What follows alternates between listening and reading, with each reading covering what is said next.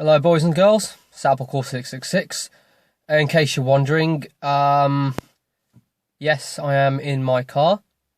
And the reason that I'm in my car is I'm just giving it, or was giving it prior to starting filming this, a warm-up, sort of just switching on the engine just to warm up the engine, as I'm driving again now for the first time in 3 years, having spent the last 2.5 years in Spain and cancelled my car insurance prior to that, to partially to be able to pay for the course, and now I'm back on it. So yeah, there's that.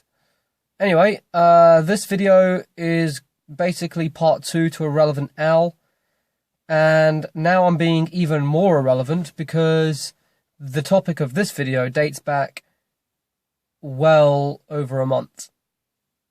So you could call this very irrelevant Al.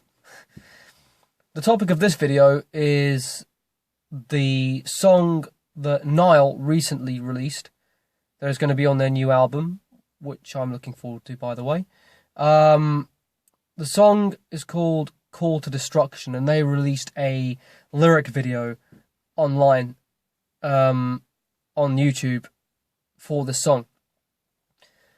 And although the song is written from the perspective of a religious extremist wanting to destroy ancient artifacts that no longer sort of, correspond with the given religion, that's basically the whole song is basically a social commentary, but also a satire.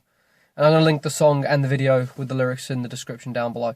Basically, as a very bold disclaimer at the beginning of the song states, it states that basically these are not the viewpoints of the members of the band or the record label, and it's basically about making a stand against the destruction of ancient artifacts and preserving them. And being Nile, they're of course talking about Egypt.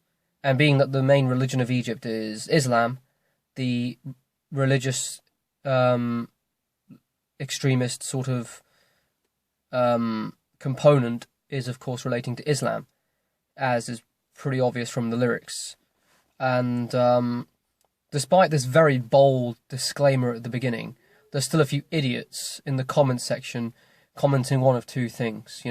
Still people misunderstanding, and you got two groups of people saying, one group is saying, oh, so Nile is now endorsing religious extremism, so that's now, that's their new lyrical theming, or this is what they're trying to achieve with this video, which is absolutely retarded.